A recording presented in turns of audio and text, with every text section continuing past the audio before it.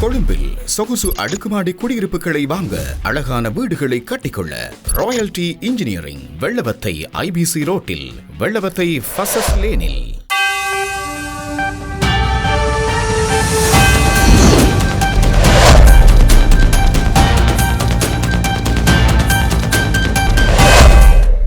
Mix and much உங்களை வரவேற்கின்றது. ஸ்ரீலங்காவின் நீர்கொழும்பு சிறையில் நேற்று மாலை வரை ஏறக்குறைய 36 மணி நேரமாக திகிலான வன்முறைகள் இடம்பெற்ற நிலையில், அந்த வன்முறைகளில் பெரும் உயிர் பலிகளும் இடம்பெற்ற நிலையில் இன்று பகல் இந்த சம்பவங்கள் ஸ்ரீலங்கா நாடாளுமன்றத்தில் எதிரொலித்துக் கொண்டன. அனைத்துலகில் BBC முதல் அல் ஜசீரா வரையான காட்சி ஊடகங்களிலும், பிரித்தானியாவின் கார்டியன் உட்பட்ட அச்சு ஊடகங்களிலும், பல இணைய ஊடகங்களிலும் ஸ்ரீலங்காவில் இடம்பெற்ற இந்த சிறை வன்முறைகள் திகிலாக வெளிப்பட்டு கொண்டன.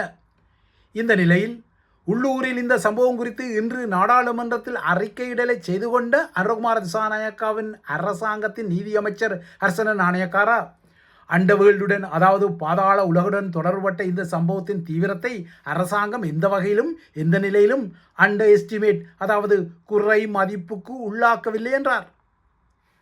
ஆனால் சிறை மோதலில் ஈடுபட்ட கைதிகள் ஆயுத களஞ்சியத்தை உடைத்து அங்கிருந்த ஆயுதங்களை எடுத்த பின்னர் சிறையின் பெரிய இரும்பு கதவை உடைத்துக்கொண்டு சிறை வளாகத்திலிருந்து தப்பி நீர்கொழும்பு நகருக்குள் புகும் திட்டங்களெல்லாம் இருந்த நிலையில்தான் இந்த சம்பவங்கள் சொல்லப்படுகின்றன. முதலில் ஆயுதமற்ற 2 சிறை அதிகாரிகள் பாதாள உலகுடன் தொடர்பட்ட குண்டர்களிடம் அதாவது கைதிகளிடம் சிக்கிக் கொண்டதாகவும், அவர்கள் பணயமாக பிடிக்கப்பட்டதாகவும், அவர்களை மீட்கும் முயற்சியில் ஏனைய அதிகாரிகள் ஆயுதங்களுடன் சம்பவ இடத்திற்கு விரைந்தபோதுதான் பாதாள உலகுடன் தொடர்பு கொண்ட கைதிகள் மூர்க்கம் கொண்டு அதிகாரிகளை தாக்கியதாகவும், செங்கற்கள் மற்றும் கம்புகளால் அதிகாரிகள் கொடூரமாக தாக்கப்பட்டதாகவும், அந்த தாக்குதலில் சில அதிகாரிகள் பலியானதாக சில திகிலான விடயங்களை குறிப்பிட்டுக் கொண்டார்.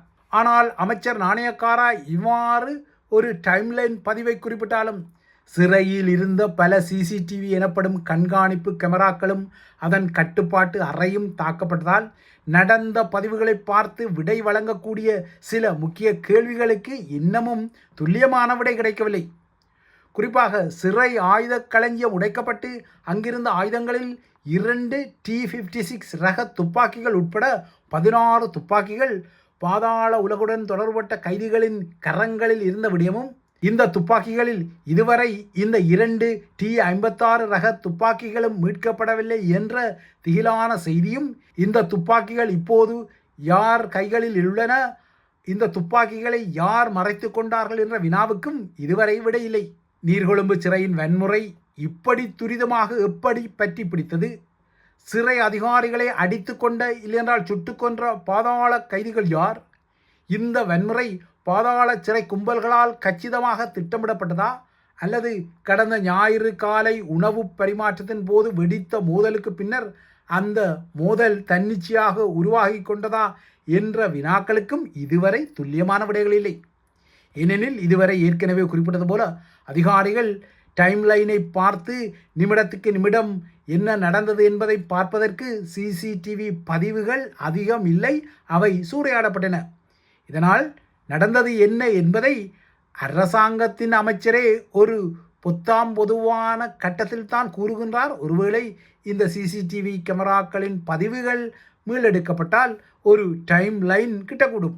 அனுர அரசாங்கத்தை பொறுத்தவரை கலவரத்தில் ஈடுபட்ட குழு சிறைக்குள் போதைப்பொருள் மற்றும் பிற சட்டவிரோத பொருட்கள் நுழைவதை தடுப்பதற்காகவே பொடி ஸ்கேனர்கள் அதாவது உடலை பரிசோதனை செய்யும் கருவிகள் உட்பட்ட பாதுகாப்பு கருவிகளை சீர்குலைக்கும் நோக்கத்தில் இருந்ததாக சொல்லிக் கொள்வதில் உண்மை இல்லாமல் இல்லை. ஏனெனில் சாதாரண கைதிகள் வன்முறையில் ஈடுபட்டால் அவர்களுக்கு இவற்றை அளிக்க வேண்டும் என்ற திட்டங்கள் மூளையில் இருந்திருக்காது. ஆனால் இவை அளிக்கப்பட்டால்தான் சிறைக்குள் போதை சாம்ராஜ்யத்தை விரிவாக்கலாம் என்ற திட்டங்களுடன் தான் இந்த வன்முறை பாதாள சிறை ரிங்கால் அதாவது வலையமைப்பால் கச்சிதமாக திட்டமிடப்பட்டதாக தெரிகிறது. ஆகையால் நீர்கொழும்பு சிறை வளாகத்தில் இடம்பெற்ற இந்த சம்பவங்களை வெறுமனவே சிறை கலவரம் என குறிப்பிட்டு யாரும் தப்பிக்கொள்ளவும் முடியாது, நழுவிக்கொள்ளவும் முடியாது. இந்த சம்பவமானது இனிமேல் ஸ்ரீலங்காவின் அனைத்து சிறைகளிலும் போதைப்பொருள் கும்பல்கள் இனிமேலும் வெடிக்க வைக்கக்கூடிய ஒரு டைம் பொம் வன்முறைகளை ஆதாரப்படுத்துகின்றது, அம்பலப்படுத்துகின்றது.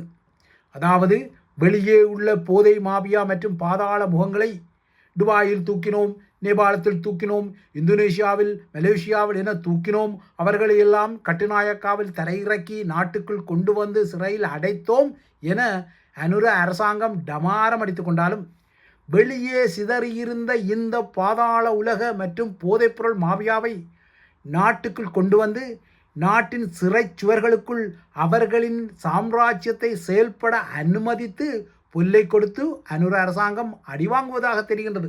இதனால் சிறைக்குள்ளேயே இப்போது போதைப்பொருள் பாதாள உலக கும்பல்களுக்கு இடையே ஒரு போட்டியும் அதிகார போரும் அரசாங்கத்தாலேயே உருவாக்கப்பட்டதாக தெரிகின்றது. இதனால் தான் சொற்ப நேரத்துக்குள் இந்த குண்டர் குழுக்கள் சிறையின் ஆயுத களஞ்சியத்தை உடைத்து துப்பாக்கிகளை எடுத்து மிகவும் கொடூரமான போட்டுத்தல்களை செய்து ஏனைய கைதிகளையும் சிறை காவலர்களையும் அடக்கிய பெரும் மோதலை செய்திருக்கின்றார்கள். ஆகையால் தகுந்த பாதுகாப்பு முன்னேற்பாடுகள் இல்லாமல், அதாவது பெரிய பாதாள உலக கிங்பின்களை துபாயில் அல்லது இந்தோனேஷியாவில் பிடித்து நாட்டுக்கு கொண்டு வரும்போது அவர்களை எவ்வாறு கடும் பாதுகாப்புடன் வைக்க வேண்டும் என்ற முன்னேற்பாடுகள் இல்லாமல் வெளியே இயங்கிய பாதாள முகங்களை நாட்டுக்குள் கொண்டு வந்து குத்துதே குடையுதே என அரசாங்கம் புலம்பும் நிலைக்கு வந்துவிட்டது போல தெரிகின்றது. இது வடிவேலுவின் இம்சை அரசன் 23ஆம் புலிகேசி படத்தில் வெறும் காட்சியை நினைவூட்டுகின்றது. அந்த படத்தில் 23ஆம் புலிகேசி மன்னர் சண்டை பிடிப்பவர்களுக்கென ஊரின் ஒதுக்குப்புறத்தில் ஒரு மைதானத்தை உருவாக்கி கொள்வார். அந்த மைதானத்தை திறந்து வைத்த அவர் விரும்பியபடி இங்கு வந்து அடிபட்டு கொள்ளுங்கள் என உத்தரவிட்டது போலவே துபாய், இந்தோனேஷியா, மலேசியா என பல இடங்களில் விரவியிருந்த போதை கிங்பின்களை நாட்டுக்குள் கொண்டு வந்து சிறைக்குள் அடிபடுங்கள் என சொல்வது போல தெரிகின்றது நிலைமை. ஆனால் அனுர அரசாங்கம் பாதாள உலகை ஒடுக்க, இல்லையென்றால் போதை சாம்ராஜ்யத்தை ஒடுக்க தலைப்படுகின்றது தான். ஆனால் தகுந்த பாதுகாப்பு முன்னேற்பாடுகள் இல்லாமல் பெரும் நாசகார கிங் பின்னுகளை ஏதோ சாதாரண கைதிகளை அடைத்து வைப்பது போல அடைத்து வைத்தால் அவர்கள் இவ்வாறான சாம்ராஜ்யங்களை சிறைகளுக்குள்ளேயே உருவாக்கிக் கொள்வார்கள், அதிகாரிகளையும் பணயமாக வைத்துக் கொள்வார்கள். இதற்கு அப்பால் இன்னொரு முக்கிய விடயம் ஸ்ரீலங்காவின் சிறைத்துறையில் தமிழர்களுடன் தொடர்பட்ட ஒரு விடயமாக உள்ளது. அன்று இதே ஜூலை மாத இறுதியில் வெலிக்கடை சிறையில் தமிழர்கள் மீது நடத்தப்பட்ட, அதாவது தமிழ் அரசியல் கைதிகள் மீது நடத்தப்பட்ட பெரும் பச்சைக்குருதி படுகொலைகளை அன்று வெலிக்கடை சிறையின் உயர் அதிகாரிகளாக இருந்த ரெஜஸ், சமிரத்ன, பாலித ஆகிய 3 அதிகாரிகள் தான் சூத்திர திட்டங்களாக செய்து கொண்டார்கள். ஆனால் அன்று இவ்வாறு அதிகாரிகளே தமிழ் அரசியல் கைதிகளை படுகொலை செய்ய சிங்கள கைதிகளை உசுப்பேற்றினார்கள், தூண்டிவிட்டார்கள், தட்டி கொடுத்தார்கள் என்ற விடயத்தை பின்னர் ஸ்ரீலங்கா அரசாங்கம் ஒத்துக்கொண்டு அதற்கு பொறுப்பு கூறியிருந்தால், அதாவது சிறைச்சாலையின் உயர் அதிகாரிகள் மதிய உணவுக்காக சென்றபோது அவர்கள் பணியில் இல்லாத போதுதான் தமிழ் அரசியல் கைதிகள் கொல்லப்பட்டார்கள், ஆகையால் இது அதிகாரிகளுக்கு தெரியாமல் நடந்த வன்முறை என தப்பித்து கொள்ளும் சதிகளுக்கு தண்டனை கிட்டியிருந்தால் இன்று இந்தளவு இலங்கை சிறைகள் மோசமாக இருந்திருக்க முடியாது. அதுவும் இல்லை என்றால் 83 ஜூலை 25 வெலிக்கடை சிறை அதிகாரிகள் தமது படுகொலை திட்டத்தை மிகவும் நுட்பமாக நிறைவேற்ற சில கொடூரமான சிறை கைதிகளை தெரிவு செய்து மது வகைகளை கொடுத்து உற்சாகப்படுத்தி கொலை வரியை தூண்டிய நகர்வுக்கு ஒருவேளை அன்று தண்டனை கிட்டியிருந்தால் இன்று இந்தளவு நடந்திருக்க முடியாது. இதுவும் இல்லை என்றால் அன்று வெலிக்கடை சிறையின் முதல் நாள் படுகொலைகள் மாலை 5 மணி முடிந்த பின்னர் ஜெயில் சூப்பரிண்டன் எனப்படும் சிறை பொறுப்பாளர் செப்பல் வாட் எனப்படும் வெலிக்கடை சிறையின் மத்திய பகுதிக்கு சென்று அதன் முதலாவது மாடியில் ஏறி நின்று சிங்கள கைதிகளுக்கு ஆற்றிய உரையை ஒரு முறை நோக்கி கொண்டால் அந்த உரையில் என்ன செய்தி சொல்லப்பட்டது என்பது ஒரு வரலாற்று படிப்பினையாக இருக்கும். நீங்கள் எங்கள் இராணுவம் திருநெல்வேலியில் கொல்லப்பட்டமைக்கு எதிராக உங்களது உணர்வுகளை பிரதிபலித்துக் கொண்டார்கள். எமது ஸ்ரீலங்கா இராணுவம் திருநெல்வேலியில் கன்னிவெடியில் கொல்லப்பட்டமைக்கு எதிரான சிங்கள மக்களின் உணர்வுகளை கைதிகளாக இருந்த நீங்களும் பிரதிபலித்துக் கொண்டீர்கள். இதனால் உங்களின் உணர்வை நான் மதிக்கின்றேன். இன்று நீங்கள் செய்த இந்த முதற்கட்ட படுகொலைகள் போதும். இதனால் அனைவரும் அமைதியாக உங்கள் சிறை கூண்டுகளுக்கு திரும்புங்கள் என ஒரு சிறைச்சாலையின் தலைமை பொறுப்பாளரே பச்சை இனவாதத்துடன் வழங்கிய உரைக்கு தண்டனை கிட்டியிருந்தால் இன்று இவ்வாறான நிலைமைகள் வேறு விதமாக இருக்கும். சரி, இதனையும் விட்டு தள்ளுங்கள். வெலிக்கடை சிறையில் இடம்பெற்ற முதற்கட்ட படுகொலைகள் குறித்து விசாரணை என்ற நாடகத்தை நடத்த ஸ்ரீலங்காவின் முதன்மை நீதிபதி முதற்கட்ட படுகொலைகளுக்கு பின்னர் சிறைக்கு சென்று முதற்கட்ட படுகொலைகள் தற்செயலாக நடந்த சம்பவங்கள் என்ற பாணியில் தனது விசாரணைகளை நடத்தாமல் இருந்திருந்தால் பாகல்கள் போட சுரைகள் முளைக்கும் என்பதை ஒத்துக்கொள்ளலாம். இந்த அளவுக்கும் வெளிக்கடை சிறையில் இடம்பெற்ற முதல் நாள் படுகொலைகள் குறித்து ஸ்ரீலங்காவின் முதன்மை நீதிபதி சிறைக்கு நேரடியாக சென்று விசாரணை செய்த பின்னர்தான் மறுநாள் 2ஆம் நாள் படுகொலைகள் இடம்பெற்ற பெரும் அவலமும் பெரும் அதிர்ச்சியும் இடம்பெற்றது. ஆகையால் 83 தமிழரசியல் கைதிகள் கொல்லப்பட்ட போது சிங்கள கைதிகள் தமிழர்கள் மீது ஆக்ரோஷமாக சிறை அதிகாரிகளால் ஏவப்பட்ட நிலைமை இப்போது வரலாற்றில் திருப்பி தாக்குவது போல தெரிகின்றது. இறுதியாக சிரியாவில் அசாத் அதிகார மையம் வீழ்த்தப்பட்டு இஸ்லாமிய கூட்டணி என்ற கிளர்ச்சி தரப்பு ஆட்சியை பிடித்த பின்னர் ஒரு மேற்குலக தலைவர் அந்த நாட்டுக்கு சென்ற பயணம் அதனை செய்த பிரெஞ்சு அரசு தலைவர் இமானுவேல் மேக்ரோனுக்கு இன்று ஒரு திகில் அனுபவத்தை உருவாக்கியுள்ளது. நேற்று மாலை சிரியாவுக்கு சென்ற பிரெஞ்சு தலைவர் டமஸ்காஸில் உள்ள ஒரு உணவகத்தில் சிரிய அரசு தலைவர் அகமது அல்சாராவை சந்தித்து அவருடன் பேசி இரவு உணவை அருந்திருந்தார். கடந்த வாரம் இதே மத்திய டமஸ்கஸில் உள்ள இன்னொரு உணவகத்தில் நடந்த குண்டு தாக்குதலில் 10 பேர் கொல்லப்பட்ட நிலையில்தான் மக்ரோன் நேற்றிரவு அதே மத்திய டமஸ்கஸில் இன்னொரு உணவகத்தில் உணவருந்தி கொண்டார். அதன் பின்னர் நகரில் தான் தங்கியிருந்த ஃபோர் சீசன் விடுதிக்கு மக்ரோன் சென்று நேற்றிரவு அங்கு தங்கியிருந்தார். இந்த பின்னணியில் இன்று காலை அந்த விடுதிக்கு வெளியே 2 குண்டுகள் வெடித்தன.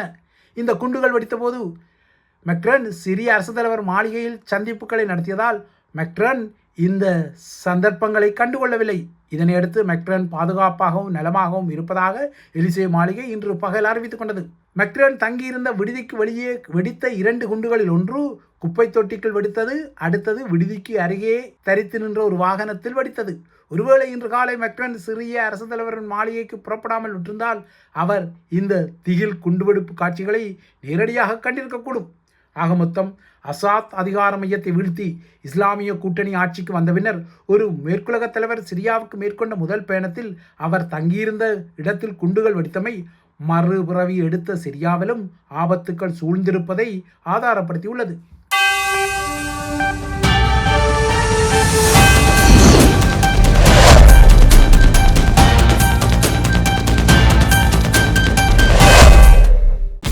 கொழும்பில் சொகுசு அடுக்குமாடி குடியிருப்புகளை வாங்க அழகான வீடுகளை கட்டிக்கொள்ள ராயல்டி இன்ஜினியரிங் வெள்ளவத்தை IBC ரோட்டில் வெள்ளவத்தை ஃபசஸ் லேனில்